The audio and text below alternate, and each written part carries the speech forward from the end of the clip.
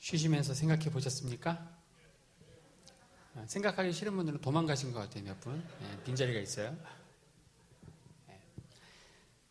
하솔, 무깃도, 게셀 여기는 괜찮아요. 전술학적으로 거기를 이제 병거도시를, 군사도시를 만드는 것은 괜찮습니다. 굉장히 중요한 요새입니다. 근데 예루살렘에 말을 키우는 것은 이건 진짜 말이 안 되는 거예요. 정말 말이 안 돼요. 왜 그럴까요? 네?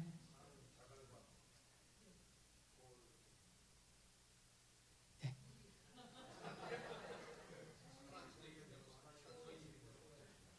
그렇죠. 제가 왜 예루살렘에 말 키우면 안 되냐 그러면 많은 분들이 그 성전이 있으니까. 성전이 있으면 말 키우면 안 돼요? 아니죠. 예루살렘 아까 말씀드렸죠. 해발 800m에 있는 산지예요. 말이 끄는 전차는 평야에서 요긴합니까? 산지에서 요긴합니까? 아무 소용 없어요. 산지에서는 말이 아무 소용이 없는 거예요. 아무 소용 없어요. 그런데도 예루살렘에 말을 키우면 좋은 게 딱 하나 있죠. 다 같이 굉장히 있어 보입니다. 솔로몬의 허영심을 충족시켜주는 거예요. 이해하셨죠? 열왕기상 1장에서 11장까지 솔로몬의 생애를 기록하고 있는데 바로 이 세 가지예요. 결국 백향목 건축, 금방패, 그리고 말 키우는 거. 이걸 통해서 솔로몬의 죄를 고발하는 거예요. 그 죄는 뭐다? 바로 허영심이다. 왕이 자기의 허세를 나타내는 건 뭐냐? 많은 부인을 두는 거예요. 그래서 많은 부인을 둔 거지 음욕은 사이드의 죄예요. 사이드. 곁가지에 불과한 뿌리가 아니다. 그러다 보니까 또 막 이방 여인이 오고 우상숭배에 빠지죠. 그것도 사이드죠. 그 솔로몬의 죄의 뿌리는 허세. 자꾸 있어 보이려고 하는 거. 그런 사람도 있습니다. 그렇죠? 폼사예요. 폼에 죽고 폼에 사는 거예요. 이 허세, 허영심. 솔로몬의 죄. 이 솔로몬은 하나님 앞에 굉장히 악한 왕이다. 악한 왕의 화신이다. 우리는 자꾸 뭐가 떠올라요? 솔로몬의 지혜가 떠오르죠. 물론 솔로몬이 지혜로울 때가 있었어요. 솔로몬이 왕이 된 그 첫날 즉위식 때 기브온 산당에서 1000번제를 드리죠. 그날 밤 꿈에 하나님이 나타나셔서 내가 너에게 무엇을 줄까? 솔로몬이 부귀영화를 구하지 않습니다. 지혜를 구해요. 하나님이 감동하세요. 그리고 지혜와 함께 부귀영화도 덤으로 주세요. 그 다음날 이 하나님이 주신 지혜를 가지고 굉장히 탁월한 재판을 하는 이야기가 나오죠. 서로 자기 아이라고 하는. 솔로몬의 지혜는 딱 거기까지입니다. 그리고 나서 하나님이 하지 말라고 한 것만 골라서 하는 거예요. 우리는 자녀를 위해서 기도할 때 자꾸 이렇게 기도하죠. 하나님 이 자녀에게 솔로몬의 지혜를 주시고 그렇게 기도하면 된다 안 된다? 절대 안 돼요. 아주 이상한 영이 들어가는 거예요. 그럼에도 불구하고 여러분들이 솔로몬의 지혜를 갖고 자녀를 축복하고 싶으면 이렇게 기도하면 괜찮아요. 하나님 이 자녀에게 솔로몬이 즉위 초에 며칠 동안 잠시 있었던 그 지혜를 주시고 이렇게 기도하면 괜찮아요. 근데 그냥 솔로몬의 지혜 그러면은 그는 솔로몬은 세상과 타협하고 악한 길로 간 나쁜 모델입니다. 굉장히 중요한 거 하나 또 말씀드리겠습니다. 근데 예수님이 어디서 돌아가셨죠? 예수님이 어디서 태어나셨죠? 베들레헴이죠. 베들레헴 어디? 마구간. 걸리신 거예요, 이제. 베들레헴 어디? 말구유. 마구간. 성경 어디에도 예수님이 말구유, 마구간에 나섰다는 얘기가 없습니다. 사복음서에 예수님의 탄생을 기록한 게 누가복음과 마태복음입니다. 이 누가복음 2장에 예수님이 베들레헴 구유에 누이셨다. 구유에 누이셨다는 말이 3번 나와요. 그냥 구유예요. 말구유 아니에요. 그냥 구유예요. 이 구유가 동물이 먹는 여물통이죠. 이 구유가 절대 말구유가 될 수 없는 2가지 이유가 있습니다. 첫째, 이 베들레헴은 예루살렘보다 해발 고도가 더 높아요. 900m예요.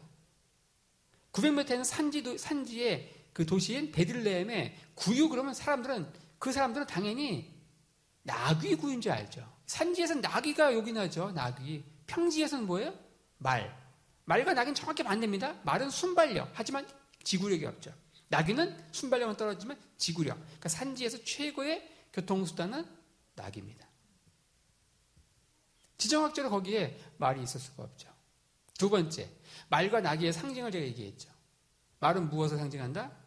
전쟁과 교만, 더 나아가서 군림하고 착취하는 군주. 낙위는 평화와 겸손, 백성들의 낮아져 섬기는 군주. 자, 예수님께서 뭐 타고 입성하세요? 낙이 타고 입성하세요. 그걸 가지고 스가랴서 말씀을 인용하면서 복음서 기자들은 이는 곧 평화의 왕, 겸손의 왕이라고 하죠. 여러분들 세상 왕은 뭘 타고 입성하죠? 말 타고 입성합니다. 말도 그냥 말이 아니고 백마, 그것도 한 마리가 아니고 4마리. 예수님이 백마 타고 입성하는 그런 그림이 그려지십니까? 안 그려지죠. 절대 그럴 수가 없는 거예요. 상징이 있는 거예요. 근데 그런 예수님께서 이 땅에 오실 때에는 말구위에 오셨다? 그러면 이렇게 되는 거예요. 예수님이 이 땅에 오실 때는 세상 왕들처럼 군림하고 착취하러 왔다가 한 30년 살다가 이게 아닌가 해가지고 갈 때는 어쩔 수 없이 낙이 타고 입성하고 이런 말이 안 되죠. 전혀 논리적인 연속성이 없는 거죠. 예수님 이 땅에 오실 때도 뭐예요?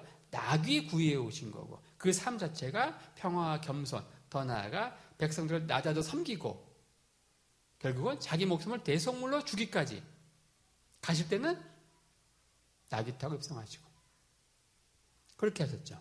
예수님이 어디서 나셨는가? 베들레헴, 말구유, 마구간 이렇게 얘기하는 것은 굉장히 신성모독적인 설교인 거예요. 사실은 그 의미를 알면은 그러겠죠.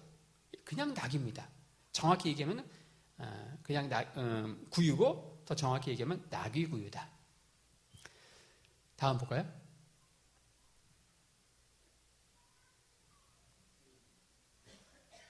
예. 자, 이 식물은 뭘까요?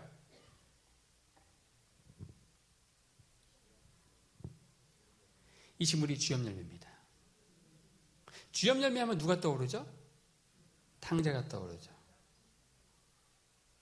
탕자만 떠오르시면 안 돼요. 이 선지자가 떠올라야 돼요.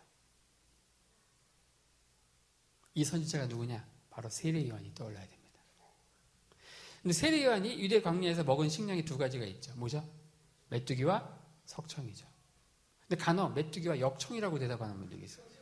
역청은 진흙이에요. 자, 그분한테 그렇게 말하는 분한테 진흙을 막 먹이고 싶어. 성경을 이렇게 정확히 봐야 되는데 막 대충 보는 거예요. 대충. 메뚜기와 석청. 메뚜기와 석청 가운데서 이 주염열매와 관련이 있는 게 있습니다. 메뚜기일까요? 석청일까요? 둘 중에 하나니까 찍으면 되겠죠? 뭘까요? 석청? 둘 중에 하나인데 여기서도 견나가네요. 메뚜기입니다. 우리 가운데 많은 분들이 세례 요한이 진짜 유대 광야에서 메뚜기를 먹었다고 생각하시는 분이 있을 거예요. 곤충 메뚜기가 아닙니다.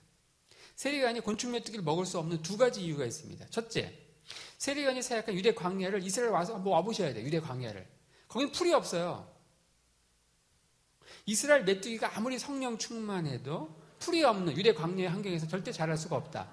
그러니까 메뚜기 먹고 싶어도 없어서 못 먹는 거예요. 2번째, 세례 요한이 곤충 메뚜기를 먹을 수 없는 2번째 이유. 여러분들 곤충 메뚜기는요 어떤 건지 아세요? 굉장한 스태미나 음식입니다. 좀 살을 붙이면 장어의 10배. 이렇게 얘기하면 많은 분들이 이제 내일부터 하루 세끼 메뚜기 볶아 먹어야지. 세례 요한이 결혼했어요, 안 했어요? 결혼도 안 한 싱글 사역자인 세례 요한이 하루 세끼 유대 광야에서 메뚜기 후라이팬에 볶아 잡수시면 어떤 반응이 나타날까요? 밤마다 어떻게 될까요? 허벅지를 꼬집으면서 이 밤도 참아야 하느니라. 그러니까 세례 요한이 절대 이 곤충 메뚜기를 먹을 수 없는 거예요. 거기 없어요. 그리고 이것 세례 요한에게 맞는 식사가 아니에요. 유대인들은 이 쥐염 열매를 보면서 뭐라고 얘기하느냐? 메뚜기 열매라 그래요. 메뚜기 열매, 메뚜기처럼 생겼다 그러는 거예요, 유대인들은. 우리가 볼 때는 아닌데, 난 아무리 봐도 메뚜기처럼 안 보이는데, 그런 거 상관없어요. 문화라는 건 그런 거, 문화. 우리는 까마귀 날자 배 떨어진다 그러는데, 미국 사람들, 유럽 사람들은 사과를 좋아해요. 왜 배가 떨어지지? 사과가 떨어져야지. 그렇게 따지는 거 아니에요. 문화라는 건 왜가 없어요. 유대인들이 이걸 메뚜기 열매라 그러고, 줄여서 메뚜기 그러면 그냥 쥐염 열매인지 알지요. 근데 이게 2000년 후에 서북교에 오면 진짜 뭐가 돼요? 곤충 메뚜기가 되는 거예요. 마치 이제 한 집안에 손주들끼리 막 싸워. 야, 임마, 그거 당근이지? 근데 그 얘기 듣고 할머니가 당근 갖다 주죠. 애들끼리 한 얘기에 당근은 뭐예요? 업콜스예요. 근데 할머니는 그걸 뭘로 이해하신 거예요? 캐럿으로 이해한 거예요. 이게 한 집에 살아도 문화가 다르기 때문에 소통이 안 되는 거죠. 성경이 참 어렵죠. 왜 어려운지 아세요? 이게 한 집에 살아도 한 두 세대만 차이 나도 할머니와 손주가 대화가 안 되는 거죠. 성경은 두 세대가 아니고 한 2,500년, 3,000년 가까이 시간적인 엄청난 갭. 한 집에 살아도 그런데 이거는 이스라엘은 한국과는 정반대, 지구 반대편에 있는 나라예요. 거기다가 우리는 전혀 경험해보지 못한 독특한 히브리 문화라고 하는 그런 옷을 입고 있어요. 하나의 말씀 성경. 여러분 어떻게 생각하십니까? 많은 분들이 성경을 읽으면서 특히 시편 119편 이 말씀을 읽으면서 시험에 들어요. 거기 보면 이런 말씀이 나와요. 주의 말씀이 내 입에 꿀처럼 달다. 이 말씀이 나와요. 많은 분들이 그 말씀을 볼 때마다 깊은 절망에 빠져. 왜 이 시편 기자에게는 꿀처럼 단 이 하나님의 말씀이 내게는 수면제냐? 지금 몇 분이 주무시고 있는데 밤에 잠이 안 와요. 강력한 수면제를 먹는데 약발이 안 들어. 그때 정확히 성경책을 딱 펴서 읽으면은 정확히 5분을 넘기지 않고 깊은 숙면에 들어가는 자신을 보면서 왜 이 시편 기자에게는 꿀처럼 단 성경이 내게는 수면제냐 하고 깊은 절망에 빠지다가 시편을 좀 더 읽다가 답을 찾았어. 한 2편 더 읽어가니까 주께서 사랑하는 자에게 잠을 주시는도다. 그 말씀을 보고 이게 레마의 말씀으로 와닿는. 주님께서 나를 사랑하시기 때문에 특별히 나는 말씀을 볼 때마다 이렇게 깊은 잠에 들어가는 거구나. 이렇게 적용했다가 맞는 게 아니죠.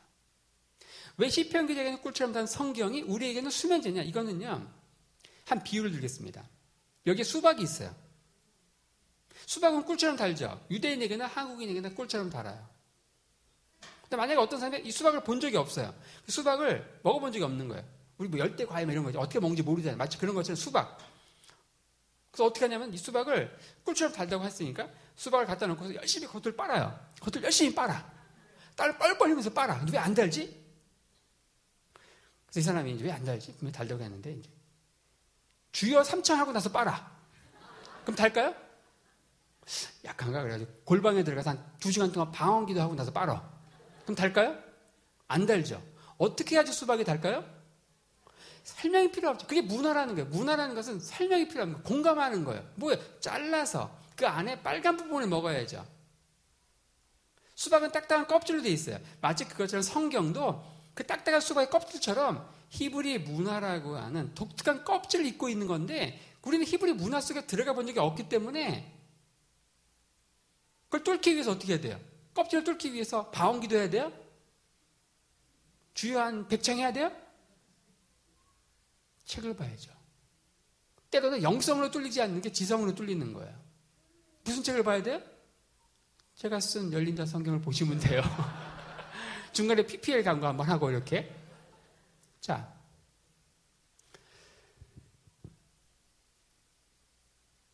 유대인들의 문화에서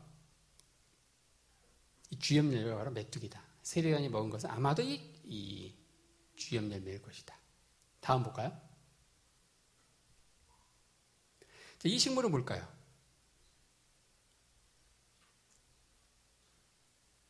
다음 식물을 같이 가죠. 다음. 그럼 이 식물은 뭘까요?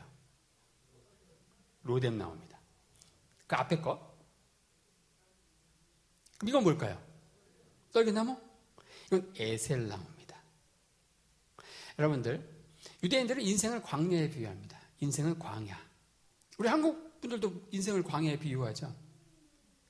근데 오리지널은 이스라엘이에요. 이스라엘은 70%의 땅이 네게브라고 불리는 황량한 광야예요. 광야에 둘러싸여 있는 이스라엘에서 유대인들 인생을 광야에 비유하죠. 한국 목사님들도 인생을 광야라고 하지만 사실은 한국 광야가 없습니다. 한국은 삼천리 금수강산이에요. 광야가 없어요. 광야에 둘러싸여 있는 이스라엘에서 유대인들은 인생을 광야에 비유하면서 이렇게 얘기합니다. 광야 같은 인생길을 가는 데 있어서 더 이상 떨어질 수 없는 최악의 나락, 시궁창, 자살 충동 직전의 상황. 요즘에 너무너무 어렵죠. 그러니까 자살 많이 하잖아요. 그런 광야 같은 이런 삶에서 정말 확 혀감을 깨물고 죽고 싶은, 번개탄 피워서 죽고 싶은 자살 충동 직전의 상황을 묘사할 때 반드시 등장하는 나무가 있어요. 그게 뭘까요? 로뎀나무입니다. 반대로 광야 같은 인생길에서 하나님께서 주시는 최고의 쉼과 안식을 의미할 때 등장하는 나무가 있어요. 그게 바로 에셀나무입니다. 아까 말과 나귀가 상징에 있어서 정반대였죠. 지금 뭐야? 에셀나무와 로뎀나무가 그런 거예요. 자, 그럼 설명하겠습니다. 로뎀나무가 왜 그런가? 왜 이 로뎀나무가 광야 같은 인생길에서 그냥 세상이 주는 찰나적인 안식이 아니고 하나님이 주신 진정한 참된 쉼과 안식을 의미하는가? 왜 그런가? 이걸 알려면 이 창세기 21장 33절 말씀을 알아야 됩니다.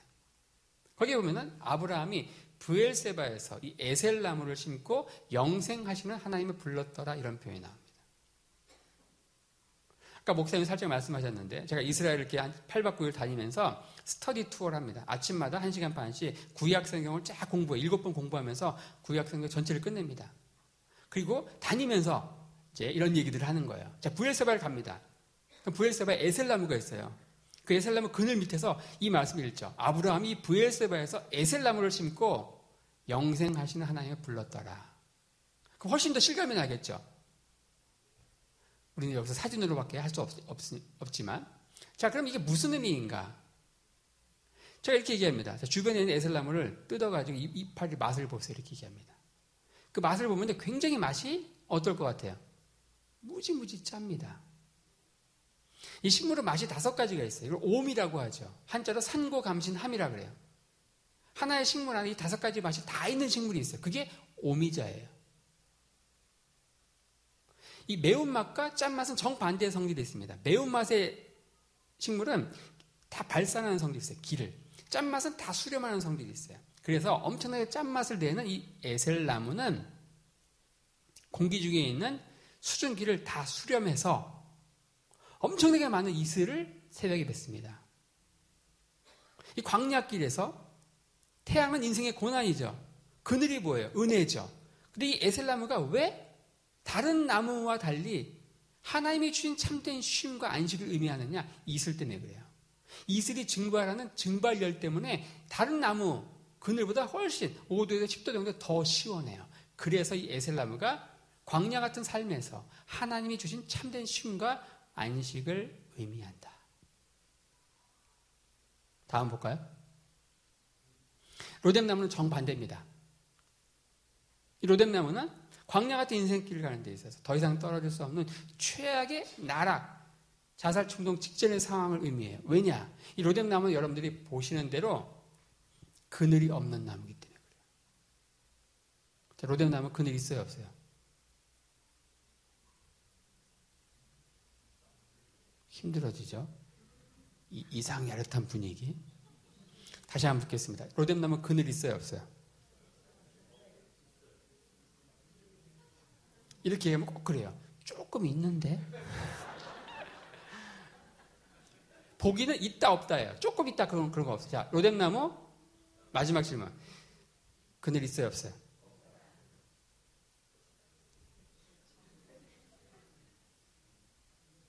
로뎀나무는 그늘이 없습니다. 아직까지 이제 제 말을 아멘으로 받지 않는 것 같아요. 제가 또 이렇게 설명을 해야죠. 자, 여러분들, 그늘과 그림자의 차이를 아십니까? 이거 그늘이에요, 그림자예요? 그늘과 그림자의 차이를 어떻게 설명할 수 있어요? 가장 명쾌한 설명은 이겁니다. 그 밑에서 돗자리를 펴놓고 낮잠을 잘 수 있으면 그늘이에요. 30분마다 돗자리를 옮겨 다녀야 되면 뭐예요? 그림자죠. 이건 뭐예요? 그늘이에요? 그림자죠. 여러분, 로뎀나무가 보통 무릎, 잘해야 허리까지밖에 오지 않습니다. 제가 가까이서 찍은 거예요. 여러분, 착시 효과를 노리기 위해서. 가면요, 이래요. 나무가 그늘이 있으려면 어때요? 트렁크가 있고, 거기에 이제 그늘이 있는 거죠. 항시적인. 근데 이 로뎀나무는 뿌리에서 트렁크가 없어요. 그냥 가지들이 뻗어나와 있죠. 이런 나무를 뭐라고 하느냐? 쌀이나무가라 그래요. 이런 거 동서고금을막론하고 묶어가지고 뭘로 사용했느냐? 빗자루로 썼죠. 그래서 로뎀나무를 영어로 뭐라고 하느냐? 화이트 브룸이라고 합니다. 하얀 빗자루. 왜 하얀 빗자루냐? 5월경에 하얀색 예쁜 꽃이 펴요. 빗자루 나무예요, 빗자루. 이 로뎀나무는 이 광야에 이글거리는 태양 어때요? 그늘을 찾는데 그늘이 없어. 근데 그 그림자라도 머리 쳐박고 있는 거예요, 지금. 그런 광야 같은 인생길을 가는 데 있어. 더 이상 떨어질 수 없는 최악의 나락이에요. 제가 이스라엘에 보면은 또 뭘 하냐면 브엘세바 주변에 로뎀나무 숲이 있어요. 제 스타디 투어에서 다 이 로뎀나무 숲이 있어요. 거기에 다 이제 흩어져가지고 전부 하나씩 이 로뎀나무 찜 할 수 있어요. 많아요.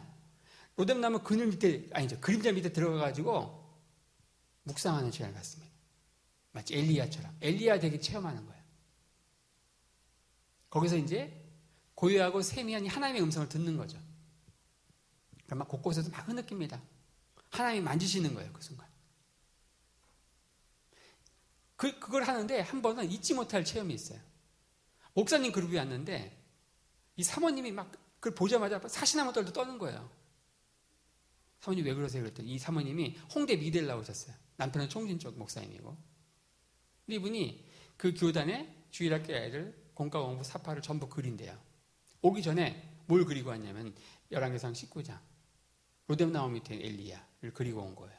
근데 로뎀나무를 본 적이 없잖아요. 그러니까 거대한 느티나무 밑에서 유유자적 신선노름하고 있는 엘리야를 그리고 왔는데 와보니까 무릎밖에 오지 않는 이런 덤불. 그걸 보고서 막 사시나무 떨 떠는 거죠. 그러니까 우리는 정반대로 이해하는 거예요. 좋은 게 뭐예요? 에셀나무예요.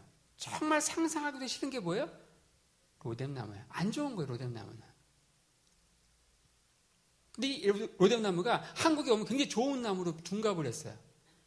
그래서 어느 집사님이 안경점을 합니다. 그 안경점 이름이 뭐예요? 로뎀나무, 로뎀 안경원. 치과도 뭐예요? 로뎀 치과고요. 교회 안에 뭐가 있어요? 여기도 있던데. 교회 안에 커피숍을 만들어 놓고 뭐라 그래? 로뎀 카페. 수양관 만들어 로뎀 수양관. 진짜 가관인 건 뭔지 아세요? 상담의 집, 로뎀의 집. 오늘의 교회 있어요. 오늘의 교회 있어요. 그거 다 뭐로 바꿔야 돼요?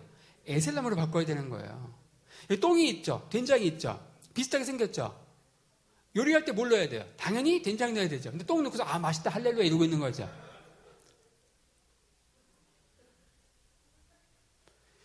자, 로뎀나무는 좋은 게 아니다. 로뎀나무는 상상하기도 싫은 거예요. 이 로뎀나무가 등장하는 본문이 성경에 3번 나옵니다. 첫째가 엘리야, 두 번째가 하갈, 그리고 세 번째가 욥이에요. 욥기 30장 4절. 욥이 자신의 신세를 한탄하면서 내가 짠나무를 먹고 대쌀이 뿌리를 먹게 생겼습니다. 이렇게 얘기합니다. 대쌀이 뿌리가 뭐냐? 대쌀이 나무, 빗자루 나무, 로뎀나무 뿌리예요. 자기의 이 신세 한탄. 이 엘리야도 그렇죠. 욥도 그렇죠. 전부 이 광야 같은 인생길에서 더 이상 떨어질 수 없는 최악의 나락을 묘사할 때 그 무대의 소품으로 등장하는 게 로뎀나무라는 거예요. 또 하나가 뭐냐? 하갈이에요. 하갈 창세기 21장 14절에 14, 15절에 하갈이 쫓겨나죠. 이스마엘과 함께 쫓겨납니다. 이스마엘이 자꾸 약속에 대한 이삭을 자꾸 희롱하는 거예요. 하나님이 쫓아내라고 해요. 그때 하갈과 이스마엘 모자가 물 한 가죽분을 가득 채워가지고 브엘세바에 있는 아브라함 집에서 쫓겨납니다. 근데 문제가 발생해요. 물은 다 떨어졌는데 주변에 샘이 보이지 않는 거예요. 죽게 된 거예요. 광야에서 물 없으면 죽습니다. 이때 하갈이 자기 아들 이스마엘을 성경에 보면 어떤 나무 그늘 밑에 두고 방성대곡했다 이렇게 나옵니다. 어떤 나무라고 나올까요? 로뎀나무라고 나오면 제가 질문을 안 하겠죠. 성경에 뭐라고 나오나? 떨기나무라고 나옵니다. 떨기나무. 누가 떠올라요? 모세가 떠오르죠. 출애굽기 3장에 모세의 떨기나무하고 이 창세기 21장에 하갈의 떨기나무하고 우리말 성경에 둘 다 떨기나무라고 되어 있는데 히브리어 원어는 전혀 다릅니다. 하나는 스네, 하나는 씨야흐. 히브리어 원어는 전혀 다른데 번역은 똑같이 떨기나무로 되어 있는 이 현상을 뭐라고 얘기할까요? 이렇게 얘기합니다. 번역자는 반역자다. 영어로는 translator is traitor. 영어나 한국말이나 둘 다 워드플레이가 되죠.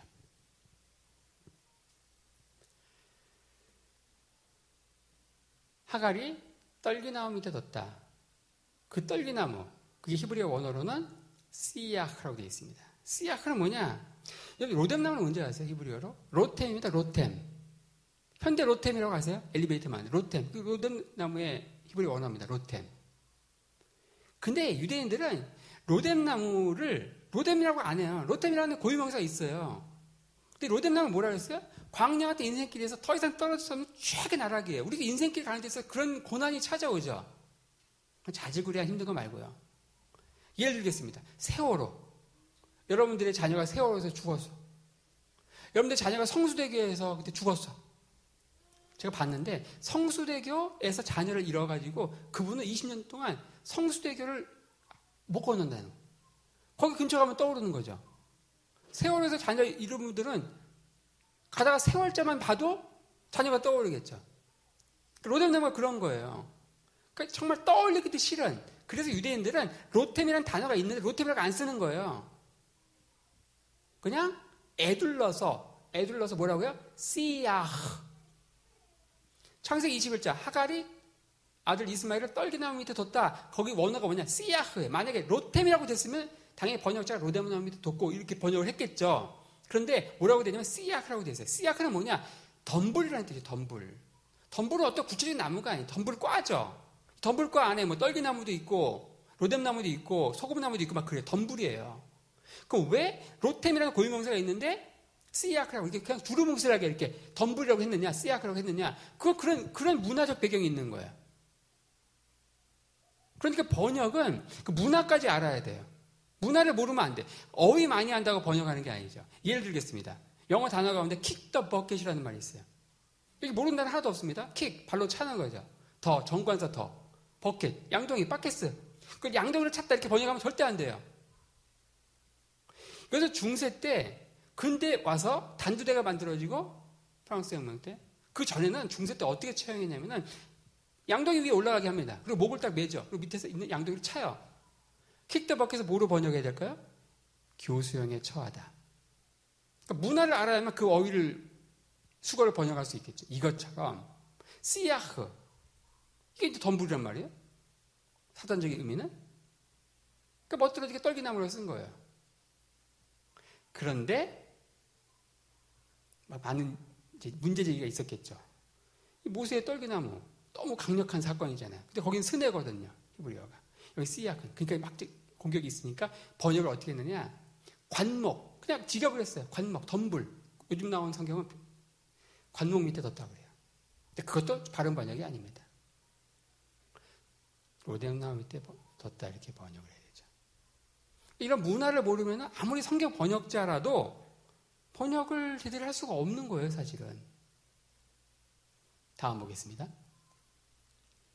포도에 대해서 좀 보려고 그러는데, 포도.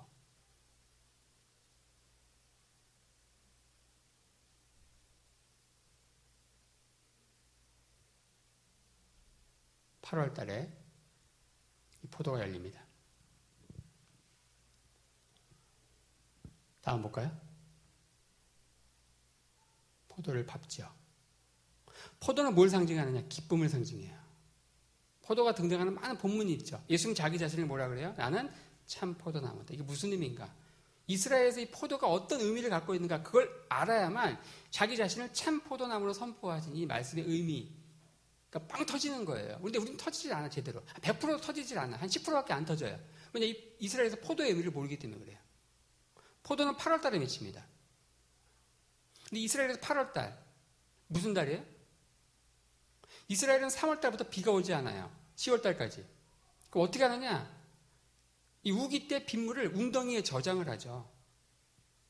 근데 8월 달쯤 되면요. 웅덩이에 모아둔 물이 다 바닥을 드러내요. 그때 이 8월 달 이스라엘에서 가장 더운 모든 산천 초목이 회색빛으로 타들어가는 그때에 아까 보신 그 포도가 맺히는 거예요. 그리고 그 포도를 밟죠. 밟으면서 어떻게 사용하는 거예요? 이른 비가 오는 10월 달까지 음료수로 사용하는 거예요. 그러니까 이 포도는 뭘 상징한다? 기쁨인데 그 무슨 기쁨이다? 어떤 분이 그래요? 수확의 기쁨. 아니에요. 해갈의 기쁨입니다. 해갈. 그런 의미를 알고 다음 볼까요? 다음. 이 기쁨과 관련된 많은 표현들이 있어요. 그냥 빠르게 눈으로 보세요. 다음.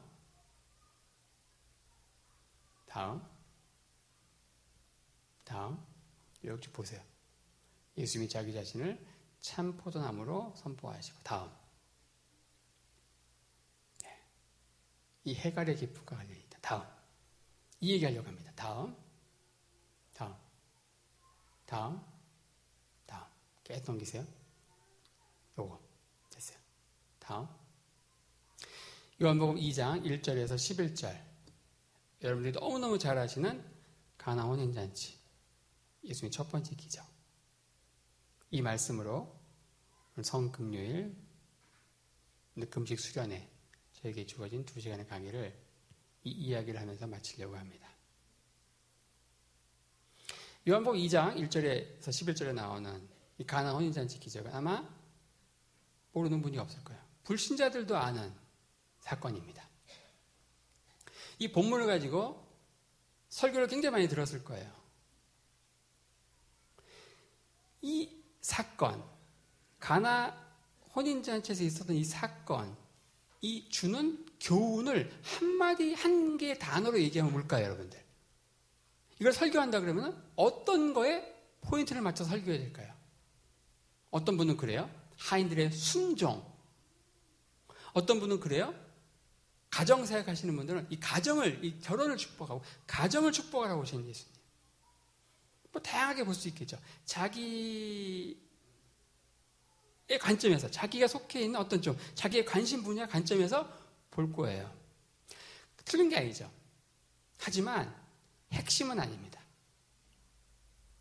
자, 이 가나 혼인잔치 이 사건을 유대인들은 어떻게 해석하는가, 그 이야기를 나누려고 합니다. 이걸 얘기하기 전에 먼저 두 가지 질문을 해보려고 합니다. 예수는 왜 이 가나 혼인잔치에 가셔서 물을 포도주로 바꿨을까요? 물을 막걸리로 바꾸지 않고 고량주나 이런 걸로 바꾸지 않고 왜 물을 포도주로 바꿨을까? 이게 첫 번째 질문입니다. 두 번째, 왜 예수님은 하고 많은 수많은 종류의 잔치 가운데 왜 이 결혼식장에 가서 이 기적을 행했는가? 이게 바로 이 본문에 들어가는 도입 질문입니다. 자, 그 다음에 또 뭘 알아야 되냐면은, 자, 예수님께서 물을 포도주로 바꾼 이 기적은 예수님의 이 공생의 사역 몇 번째 기적이다? 첫 번째 기적이죠.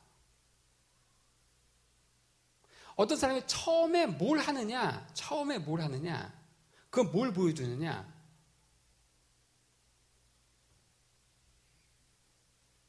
시작이 반이라는 말처럼 이 첫 번째 이 기적은 예수님이 왜 이 땅에 오셨는가를 보여주는 거예요. 그리고 더 나아가서 예수님의 공생의 사역이 어떤 방향으로 펼쳐질 것인가. 예수님의 공생의 사역 기간 동안에 많은 기적을 베푸시죠. 기적은 영어로 미러클이라고 하죠. 근데 이 가나 혼인잔치 이 기적은 미러클이라고 번역하지 않습니다. 뭐라고 하느냐? 사인이라고 번역해요. 사인. 왜냐? 앞으로 펼쳐질 이 공생의 사역에 대한 사인을, 예표거든요. 그러니까 이 사건은 예수님께서 왜 이 땅에 오셨는가? 그걸 보여주는 거예요. 자, 또 하나, 예수님의 공생에서의 첫 번째 기적이 가나 혼인잔치 사건입니다. 그럼 이 공생의 사역의 마지막에 있었던 사건이 뭘까요? 바로 최후의 만찬이죠. 예수님이 제자들에게 포도주를 나눠주면서 뭐라 그래요? 이것은 너희를 위해 흘리는 나의 피, 언약의 피라 그러죠. 이렇게 얘기할 수 있겠네요. 예수님의 공생의 사역은 뭐에서 시작해서 뭐로 끝납니까? 포도주에서 시작해서 포도주로 끝나죠. 이 가나 혼인잔치 이 사건은 예수님의 공생의 사역 전체를 관통하는 의미가 있고, 더 나아가서 예수님의 공생의 사역이 앞으로 어떤 방향으로 흘러갈 것인지, 더 크게 얘기하면 예수님이 왜 저 하늘 보좌 버리시고 이 땅에 아기의 모습으로 성육신 하셨는지, 그걸 보여주는 메시지가 있는 것이지, 단순히 하인들의 순종이라든지 결혼이라든지 이런 개념은 굉장히 극히 일부에 불과하다는 거죠. 자, 그 의미를 알려면은 유대인들의 결혼식, 결혼 문화에 대해서 알아야 됩니다. 당시에 어떻게 결혼했는가? 오늘날처럼 선남 선녀들이 막 미팅하고 자유연애하는 분위 사이가 아니잖아요. 그 시대에 어떻게 결혼했는가? 이렇게 합니다. 한 총각이 길을 가다가 한 처녀를 만났어요. 권사님. 만났어요. 너무너무 아름다우세요. 아니, 다들 표정들이 왜 그래요? 너무너무 아름다우세요. 필에 꽂혔어요. 이 총각이 어떻게 합니까? 어떻게 할 것 같아요? 그냥 첫날 밤 치러요? 아니죠. 어떻게 하냐면요. 아버지에게 가요. 아버지 집에 갑니다. 아버지 집에 왜 갑니까? 아버지 집에서 돈을 타가지고 와가지고 다시 처녀 집에 갑니다. 이 처녀 집에 가서 뭐 할까요? 일주일 동안 잔치를 배설합니다. 이 잔치에 누가 오느냐? 이 처녀의 가족, 친구, 친척 다 모이죠. 일주일 동안 잔치를 배설하는 거예요. 이때 수많은 음식이 이제 메뉴가 배설이 되는 거예요. 문헌에 보면 이때 나오는 메뉴가 탕수육, 란짜장수, 신선로 막 이런 것들이 나와요. 근데 가장 중요한 메뉴가 뭔지 아세요? 잔치 마지막 날, 7째 날, 이 총각이 처녀 앞에 뭘 놔요? 포도주를 탁 놔요. 그럼 이 처녀가 이 포도주를 마시면 뭐예요? 억셉트 하는 거예요. 오케이, 콜. 근데 마시지 않으면 어떻게 돼요? 다 텄어요, 이제. 그렇게 몇 번 헛다리 짚으면 어떻게 될까요? 망하는 거죠.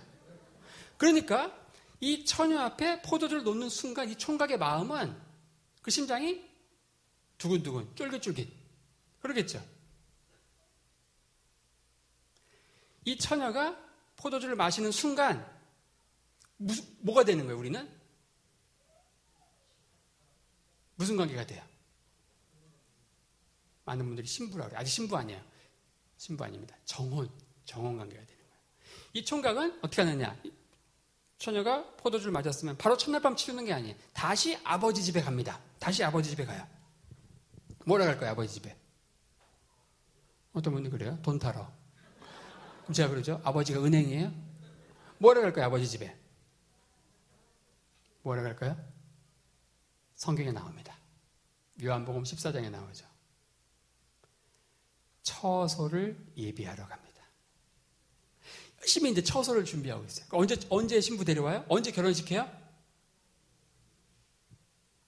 성경에 나옵니다. 사도행전 1장. 열심히 처소를 예비하고 있어요. 그럼 지나가는 아저씨들이 물어봅니다. 야, 개똥아, 너 신부는 언제 데려올 거니?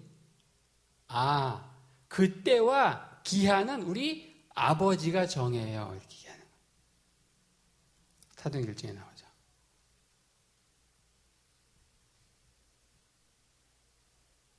자, 묻겠습니다. 예수님께서 이 땅에 왜 오셨죠? 예수님의 공생의 사역이 이제 어떤 방향으로, 어떤 목적 가운데 흘러갈까요? 이렇게 물어봤는데, 우리를 죄에서 구원하기 위해서, 이런 상투적인, 이런 신학적인, 이런 대답을 하시면 안 돼. 제가 지금까지 설명드린 이런 유대인들의 결혼 문화와 관련해가지고 거기에 비추어서 대답하셔야 돼요. 예수님이 왜 이 땅에 오셨죠? 이 공생의 사역 동안 무슨 일이 벌어지는 거죠? 결혼식과 비유하면 뭐예요? 예수님이 이 땅에 잔치 배설하러 오신 거예요. 신부 모으러. 수많은 잔치가 있죠. 여기 메뉴가 있죠. 여기에 탕수육, 팔보채, 란자한서, 신선로 막 있죠. 그것처럼 예수님도 공생의 사역을 하면서 수많은 메뉴를 주셨죠. 배고픈 자 오병이어 기적으로 먹이시고, 또 질병 걸린 사람들 질병 고치시고, 귀신 쫓아내시고, 말씀 가르치시고. 근데 제일 중요한 게 뭐예요? 탕수육이 중요해요? 아니죠. 마지막 날 내 앞에 놓여있는 이 포도주를 내가 마셔야만 뭐가 되는 거예요? 우리 둘이 관계가 맺어지는 거죠. 근데 이 잔치에 참여했는데 이 포도주를 마시지 않으면은 딴 거를 다 먹었어. 흥청망청 다 먹었어. 근데 포도주를 마시지 않으면 뭐예요? 아무것도 아니에요. 아무것도 아닌데 아무 관계가 아닌 거예요. 히브리서 6장 4절. 한번 비침을 얻고 잔치에 참여한 바 됐지만 아무것도 아닐 수 있는 거예요. 예수님이 공생의 사역 동안 많은 일을 하셨죠. 우리도 예수님을 따르면서 많은 질병이 나올 수가 있죠. 이전에 불면증이 막 치유되고 잠도 잘 잘 수 있어요. 기도했더니 우리 아이들이 스카이 대학을 다 갈 수 있어요. 우리 남편이 남들 다 잘리는데 우리 남편이 승승장구해 이사를 막 승진할 수 있어요. 수많은 메뉴죠, 예수님 잔치 가운데. 그런데 내 앞에 놓여 있는 이 포도주, 나를 위해 흘리신 이 보혈의 피, 이걸 마시지 않으면 아무 소용없는 거죠. 이걸 마신다는 건 뭐예요? 내가 죄인이에요. 내가 죽어야 되죠. 죄의 삭은 사망이고 한 번 죽는 것도 정하신 것이고 그 위에는 심판이 있는데 예수님께서 나의 죄를 위해 대신 죽으신 거예요. 흘리신 그 보혈의 피, 그거 마셔야 되죠. 또 오늘날 신앙생활을 많이 하지만, 오랫동안 하지만, 그래서 집사가 되고 장로가 되고 하지만 한 번도 그리스도의 십자가 앞에서 인격적으로 죄사함의 고백이 없는, 체험이 없는, 잔치는 흥청망청 즐기고 있지만 종교생활을 하지만 내 앞에 놓여있는 이 포도주를 마신 인격적인 경험이 없는 분들이 굉장히 많다는 거예요. 오늘날 기독교의 문제는 바로 그겁니다. 보혈의 피가 없는 거예요. 그렇죠?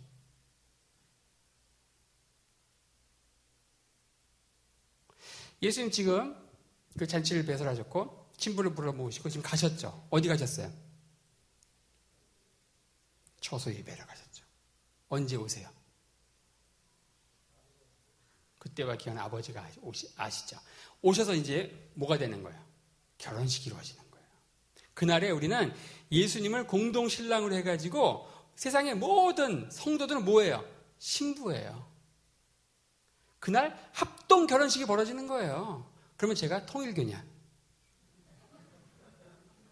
요한계시록 19장에 이 어린 양의 혼인잔치, 이게 바로 예수 그리스도의 재림의 때에 예수님을 공동 신랑으로 해서 전 세계 모든 족속과 방언 가운데 모든 그리스도인들이 공동 신랑이에요. 그래서 벌어진 합동 결혼식의 아름다운 그림을 그리고 있는데 이단들이 좋은 것들 다 빼간 거야. 우리는 다 구원의 확신을 가져야 되죠. 근데 구원의 확신이 없는 분들이 많으니까 이 구원파가 나온 거야. 맨날 다 구원의 확신 언제 구원받았냐 그러고. 이 합동 결혼식의 아름다운 그림, 이 재림에 대한 이런 소망이 있어야 되죠. 자, 이런 그림 가운데서 우리 그리스도인들은 뭡니까? 이 그리스도인들의 정체성은 뭐예요? 그냥 교회 열심히 다니고 주일마다 교회 가는 사람, 11조 하는 사람, 이게 그리스도인입니까? 그리스도인, 크리스찬은 뭡니까? 예수 그리스도의 뭐죠? 약혼녀죠. 아직 신부 아니죠. 우리 그리스도인의 정체성은 아이덴티티가 중요해요. 오늘날 또 기독교의 이 위기는 이 기독교인들이 내가 도대체 뭔지 모르는 거예요. 기독교인 내가 세상 사람과 뭐가 다른지 모르는 거죠. 나는 뭐예요? 그리스도의 약혼녀라는 거예요. 그런 분명한 정체성이 있으면은 우리 그리스도인들이 살아가는 목적도 나오죠. 이 그리스도인의 자나깨나 꿈에도 소원은 뭘까요? 남북통일이에요? 우리가 그리스도의 약혼녀라고 하면 약혼녀의 꿈에도 소원은 뭐죠? 빨리 결혼하는 거죠. 그게 뭐예요? 두 절 하면은 재림이죠. 우리 자나깨나 꿈에도 소원은 첫째는 뭐예요? 재림입니다. 두 번째는 뭘까요? 재림이죠. 그럼 세 번째는 뭘까요? 재림이죠. 자, 여러분들은 오늘 하루 동안에 아니면 근 한 달 동안에 예수 그리스도의 재림에 대해서 얼마나 생각하셨습니까? 여러분 정말 그리스도의 약혼녀라고 하면은 약혼녀는 어떨까요? 꿈속에서도 아마 신랑 만나 결혼하는 거 생각하겠죠. 재림에 대해서 얼마나 생각하십니까? 얼마나 사모하세요? 근데 재림에 대해서 얘기 못해. 왜냐면 또 이단들이 또 건드려 나가지고요. 그러니까 차 떼고 포 떼고 보고만 설교할 게 없어요. 재림 얘기하면 또 이제 이단이라 그러고 구원의 확신 얘기하면 또 구원파라 그러고 그러니까 맨날 이 설교 다녀서 맨날 개콘이나 얘기하고 재밌는 얘기나 하고 덕담이나 하고 그래야 되는 거예요. 그렇죠? 우리 그리스도인들은 예수 그리스도의 약혼녀고 우리의 삶의 소망 자나깨나 꿈에도 소원은 뭐예요? 다시 오실 예수 그리스도를 만나는 거예요. 내가 오늘 너무너무 힘들어요. 그래서 확 혀가 깨물고 죽고 싶어요. 그때 다시 오실 예수 그리스도를 생각하면은 심장이 막 뛰고 다시 살고자 하는 삶의 의욕이 생기는 거죠. 이 재림이 바로 우리 삶을 연결시켜주는 강력한 펌프의 엔진이 돼야 되는 거죠. 정말 우리가 그리스도의 약혼이라고 하면은. 근데 만약에 어떤 사람이 예수님의 재림을 좀 늦게 했으면 좋겠어. 얼마 전에 몇 년 전에 사둔 땅이 폭등해가지고 또 얼마 전에 사둔 주식이 막 며칠 상한가 쳐가지고 그래가지고 자손 대대로 한 3대를 먹고 살 수 있는 돈이 생긴 거야. 그래서 예수님이 한 100년쯤 후에 왔으면 좋겠어. 우리 손주 때. 우리 좀 이걸 다 쓰고 나서. 그렇게 생각하는 분이 있다면 그 사람 예수님의 신부예요?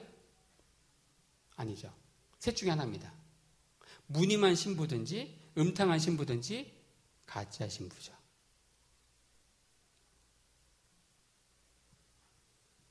오늘 성금요일 예수님께서 십자가에 피 흘리신 그날을 기념해서 많은 교회에서 고난주의를 지키며 오늘 마지막 성금요일 우리 서북교회에서는 금식 수련회로 모인 줄 압니다.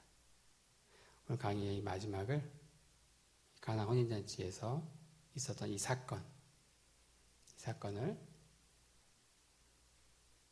그리스도의 보혈을 의미하는 사건이다. 그 이야기를 마지막으로 강의를 마치려고 합니다. 제가 기도하고 마치겠습니다.